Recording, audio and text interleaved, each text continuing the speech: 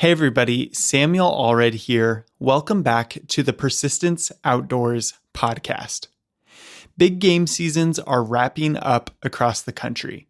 For most of us, bugling elk are a distant memory, the deer rut has come and gone, and all the bears have decided to hole up for winter. You might be trading in your leather boots for pack boots, your rifle for a shotgun or ice fishing rod, or you might be shifting gears altogether to focus on different winter activities like skiing and snowboarding. Some of the gear you've used all season long, you're going to put away for a while, and depending on when and how much you hunt, it could collect a little dust between now and next season. With that in mind, now is a great time to clean, maintain, and properly store your gear. By doing this, you'll extend the life of your gear, so it serves you well for seasons to come. And if you're like me, you've invested a decent amount of money in your gear, so it makes sense to do everything you can to prevent deterioration and extend its life. That's what we're going to talk about today. We'll go through some common types of gear and some tips on how to maintain it for the best long-term performance. And even if you're someone who hunts and camps year-round, these tips will still be useful. In fact, some of these practices are good to do after every hunt, not just at the end of the season. Before we get into it, if you enjoy this podcast, if you've learned something useful, please give it a follow and a 5-star rating on whatever platform you listen on. That will really help the podcast grow, get in front of more people, and ultimately help more people get outdoors and into hunting. And if you know someone who might be interested, share an episode. This information may be helpful to them as well. So the first piece of gear I want to talk about are your boots. Boots are an expensive and very important part of your kit. You can't really get anywhere you need to go without your boots, so it makes sense to take good care of them. A lot of boots are made of leather, and leather is just like skin. I mean, it is skin, right? It can dry, it can shrink, and it can crack, and leather as a product will lose moisture over time. Synthetic boots can also deteriorate if they are exposed to dirt, and the mechanical friction of having dirt in the material can cause them to deteriorate. Also, just moisture and dirt tend to cause decay over time for all sorts of things. So leaving your boots dirty in your garage can shorten the lifespan of those boots and make it so that they won't perform well in your next season, or so that they just break down quicker. Don't leave your dirty boots in the garage until next season. Just don't do it. Instead, you'll want to clean and treat your boots. So how do you do that? Let's go through it. Step number 1 is just to get the big chunks of dirt off. You're going to clap them off or scrape off the debris, whatever you need to do to just get most of the dirt off before you bring it to your sink or bathtub or wherever you are going to clean them. Step number 2 is to remove the laces. You can clean them with the laces on, but you do want to get around the eyelets and the tongue, and the laces usually get in the way when you're brushing or wiping off your boots. So I find it's easiest to just take them out. Step number 3, use a soft brush or a soft damp rag to get the rest of the dirt off. Whatever it takes, just don't use something that's so abrasive that it's going to scratch your boots. So you want something that's not too aggressive. A soft brush or damp rag usually gets the job done. In this step, you can use a mild detergent. If you want to, you could use something like a mild shampoo or a little bit of soap. Usually you want to avoid these things because it's more likely to dry out the boots and dry out the leather, but you can use a little bit if you need to. You just want to get the leather clean, get all the dirt off of it, and once all of the leather is nice and clean, you can move on to the next step. The next step is to use a waterproofing agent or conditioner on the wet boots. Applying the waterproofing agent while the boots are wet is important. People say that the water opens up the pores in the leather, allowing the waterproofing agent to penetrate deeper and therefore create a longer lasting seal. That doesn't exactly make sense to me because I don't understand how the water repellent agent and the water work together in that sense. But it does seem that applying to wet boots works better than just applying to dry boots. So whatever product you're using, whether it's Nick Wax, Snow Seal, Crispy Cream, whatever product you're using, make sure you apply it to the wet boots and then let it dry for a while, let it set for maybe 5-10 minutes. You can then wipe off the excess product and then leave the boots to dry for 12 to 24 hours. Now that's for leather boots. The process for synthetic boots is pretty much the same, although you probably don't want to rub a wax into synthetic boots. Likely if they're synthetic, they are breathable, and that's sort of the point of them. So you will want to use a different product. Nick Wax has a spray you can use. I think Crispy also has a spray you can use that will preserve the breathability of the boot while still allowing it to repel moisture. If you clean your boots and condition them before putting them into storage, it will prevent them from cracking in summer heat or shrinking, and it will help your boots stay functional and ready to go for the next season. It's also important to clean your rain gear. How many times have you gotten back from a hunt and just put your rain gear in the closet and kind of forgot about it? Well, especially with rain pants, you might have been walking through brush or gotten some dirt on the seat of your pants when you sat down. And dirt, grime, and even oil from your skin can compromise the fabric of your rain gear. So there's the mechanical abrasion that happens when a little bit of dirt gets in between threads, and then you're walking, and it's just like having a rock and rubbing a rock across fabric, right? It's going to start to fray and break. You can also rub off water repellent coatings on your rain gear. They're commonly called DWR, which stands for durable water repellent. And sure, they're usually durable, but with enough scuffing and scraping, you can rub that off and make it so that your rain gear is less water repellent. There's also technical breathable fabrics that allow water to escape, but don't allow water in. With technical breathable fabrics, what can happen is that the pores in the fabric get clogged. And that could be from dirt from the outside, or it could be from oils or grime from the inside. And that actually prevents water from getting out. So the moment you start sweating, or the moment you put your rain gear on over a wet layer, something like that, now that water is just trapped under your rain gear. And the whole point of those technical fabrics is lost because the fabric is clogged and can't allow moisture out. So how do we address these problems? Well, one thing you can do with rain gear is hose it down or put it in the shower and run some cold water over it. This reduces the mechanical abrasion from dirt. It reduces the amount of dirt that can get worked into the fabric, right? And spraying it with cold water won't hurt the jacket. So never hurts to just spray it with some cold water and get that excess dirt off of the jacket. Now, if you need a little bit more of a wash, you just look at the washing or care instructions on the jacket. Most of them are going to suggest a gentle cycle with cold water and a mild detergent. Now, be careful with detergents if you have rain gear that has that DWR, the durable water repellent coating. Some detergents could remove that coating and make your problem worse. There are detergents out there that are specifically made for coated rain gear, but in general, just be careful.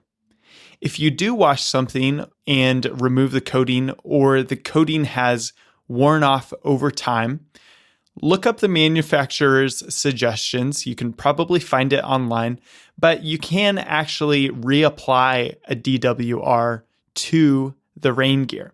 So Nikwax, again, just like boots, Nikwax makes great products for this, where after you've cleaned the garment, you go ahead and spray it on. That's a great way to extend the life of your waterproof clothing.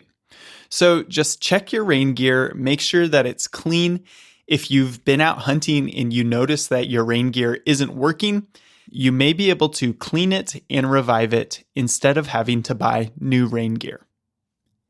If you are hunting in rainy or wet conditions, your gun is going to get wet.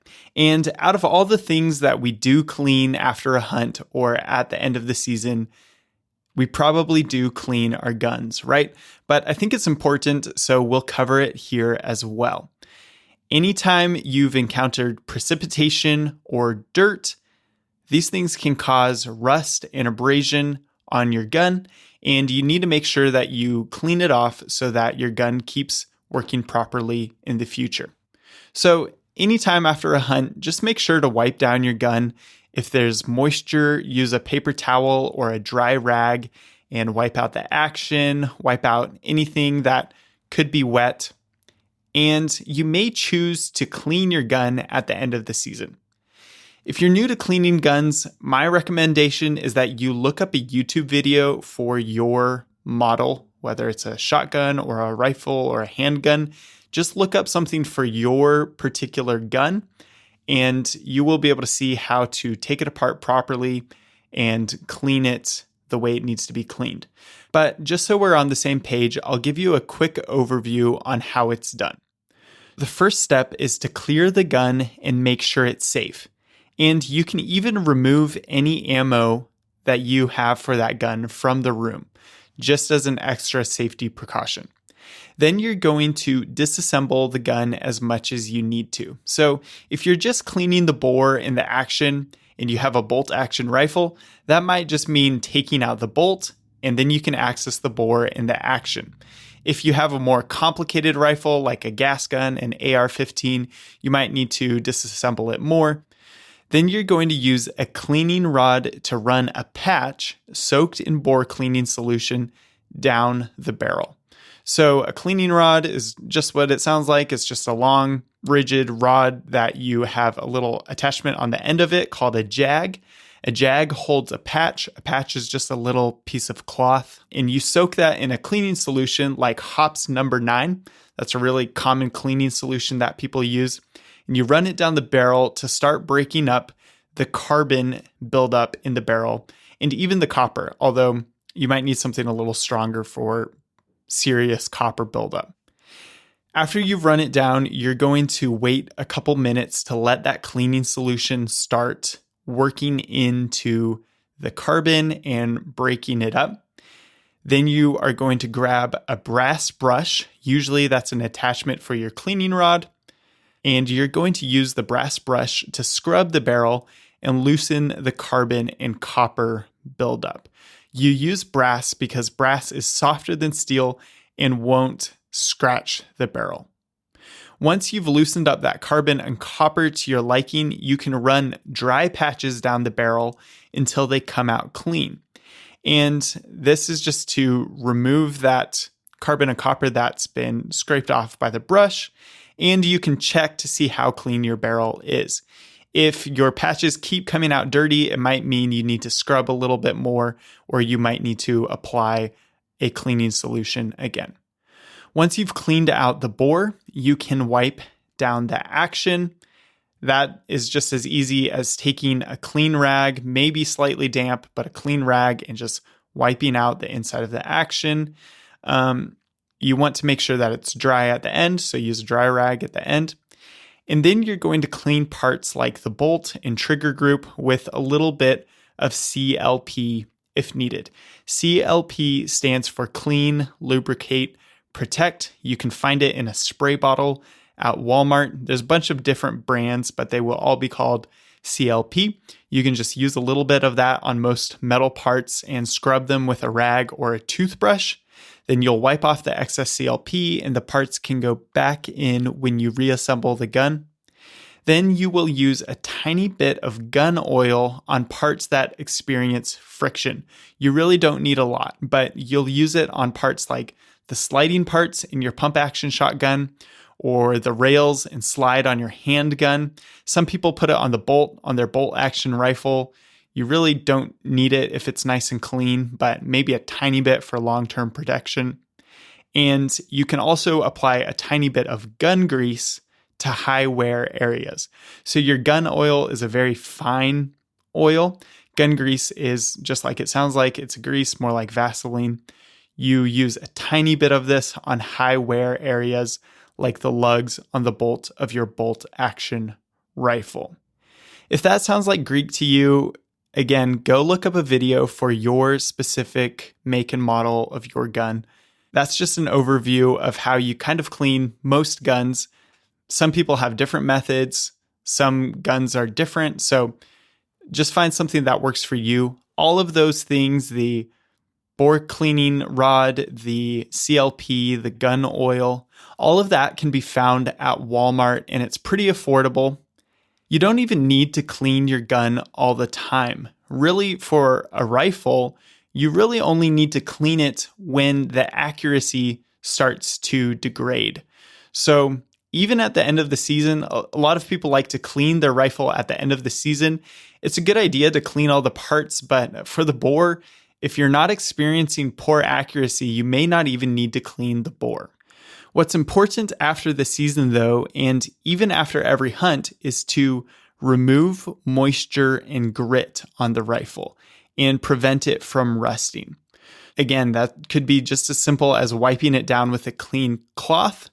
If there are parts that can rust, you will want to add just a very light coat of gun oil to any of those parts that can rust.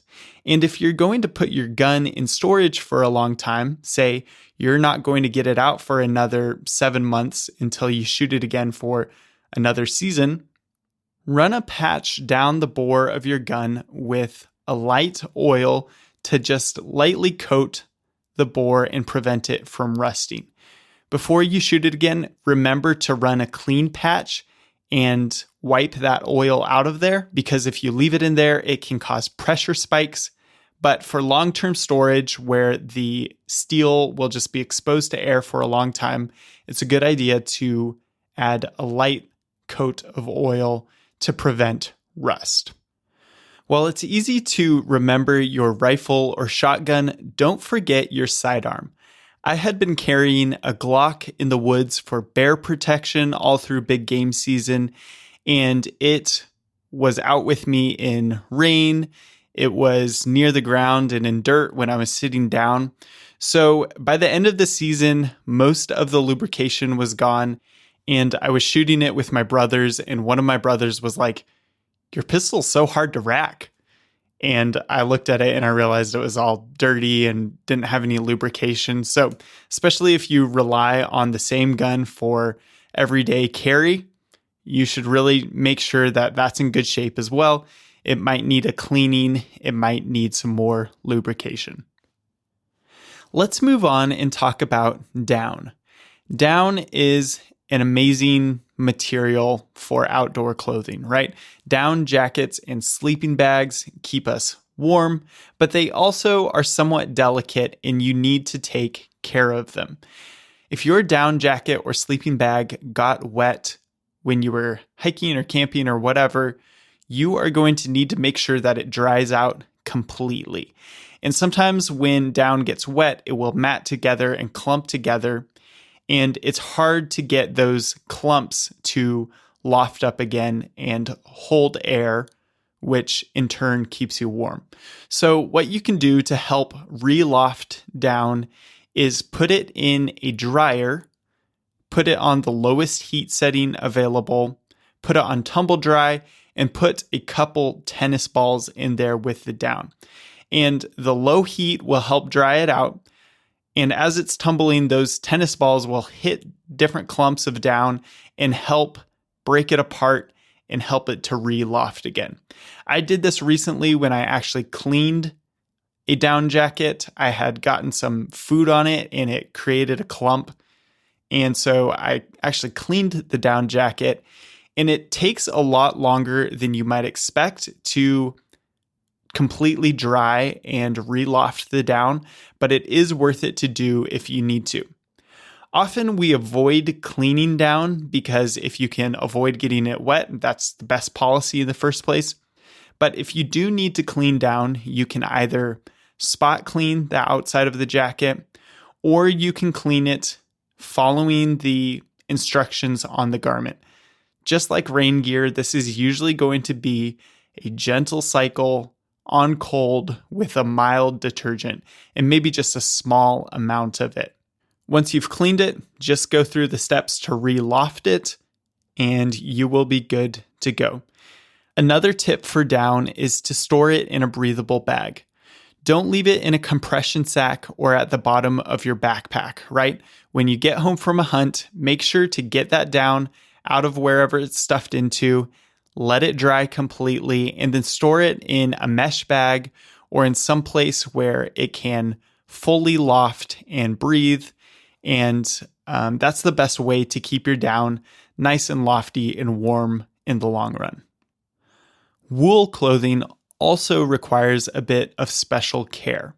So instead of just throwing your wool in with the rest of your laundry when you get back from a hunt, you might want to think twice.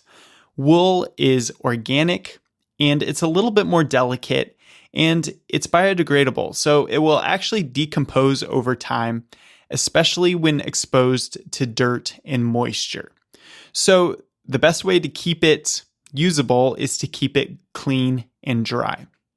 The challenge with wool is that it can shrink. So you want to avoid high heat in the wash water or in the dryer. To wash wool, of course, look at the care instructions on the garment, but usually to wash wool, it's just going to be a gentle cycle, cold water, mild detergent, and then instead of hang drying or drying in a drying machine, you're actually going to lay wool flat to dry. And this will help it retain its shape and not shrink excessively. I do have some wool clothing like my socks and a hat that sometimes will stretch a little bit when I use them a lot, and I actually do like putting them in the dryer, but these are wool blends usually, and they're a little bit of a tougher construction than, say, my merino base layer. So if you do need something to shrink to fit better, you can put it in the dryer, but just use your judgment and determine that on a case-by-case basis. One item that you probably don't think about much after the season or after a hunt is your backpack. But if you're packing out animals, the blood and sweat and dirt and dust can all accumulate on your backpack to make it smell, and that dirt can abrade the fabrics and make those not last as long. So it's a good idea to wash your backpack after a hunt or after the season. The easiest way I've found is just to hose it down or wash it in your shower or bathtub. Just hand wash it. Usually just a rinse will do you a lot of good, but you can also spot clean it with a detergent and a rag or a brush, and then you can just let it air dry. You can also pay attention to zippers. Sometimes it's annoying when your zippers get caught on your backpack. You can pay attention to those and brush them out with a toothbrush. You can even use zipper lubrication to keep them nice and slidey if you want. Whatever you do, just pay some attention to your backpack, keep it from smelling, and it will be in good shape for the next season. All right, the last item on my list is your tent. Sometimes when you pack up your tent, it's going to be dirty or wet. If it's been raining, you're in mud, you're probably not going to have a way to let it dry out, right? So you're just going to have to pack it up, roll it up, wet. And that's not ideal for long-term storage. Over time, a tent that's wet will get moldy and mildewy, and the metal parts can rust.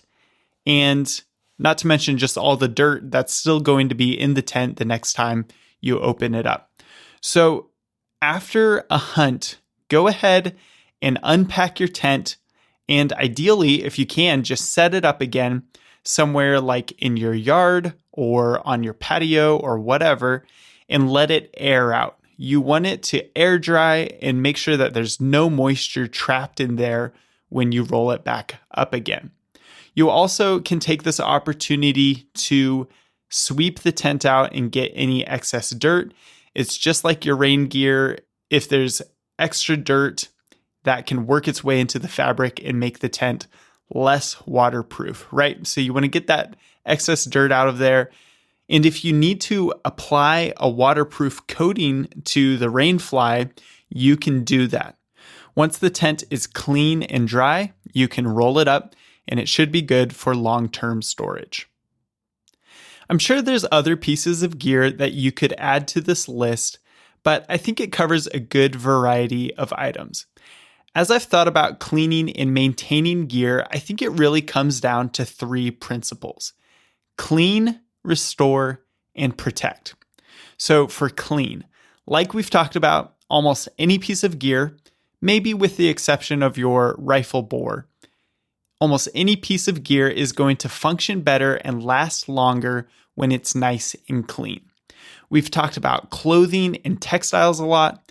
Sometimes all it takes is a rinse or a light wash to prevent deterioration over time. So that's the first step. Restore. Over time, gun oil will wipe away, waterproof coatings will scuff off, down jackets will compress. But it's not that hard to fix these issues and give your gear new life. Sometimes we want to avoid these things because it's more work, the products will cost money, or we just don't want to. But taking the time to restore your gear along the way will save you lots of money and the time it takes to make that money in the future. And finally, protect. Even when you're not actively using your gear, dirt, moisture, and environmental factors can cause it to deteriorate, especially when it comes to natural materials. So before you set your gun in the safe, before you forget about your boots, make sure you've done what's necessary to protect them from the slow march of time. Well, I hope this podcast has been helpful for you, and maybe it's reminded you of a few items that need a wash before they disappear into the garage for a long winter nap.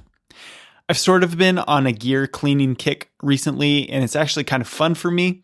It becomes something of a ritual after hunts, and I don't really need much of an excuse to get the guns out, right? Like twist my arm. So it doesn't feel like a hassle, and maybe there's a sense of pride I get from keeping my gear in good shape. Before I wrap up here, if you have any great gear cleaning tips or questions about maintaining gear, shoot me an email at persistenceoutdoors2022@gmail.com. I'll make sure to respond and maybe include the tip or question in an upcoming show. Lastly, I know the next 2 podcasts drop on holidays. There will be podcasts, but in case you're busy, Merry Christmas. I hope you enjoy time with family and friends. I hope it's not too hectic for you. And until next time, happy holidays.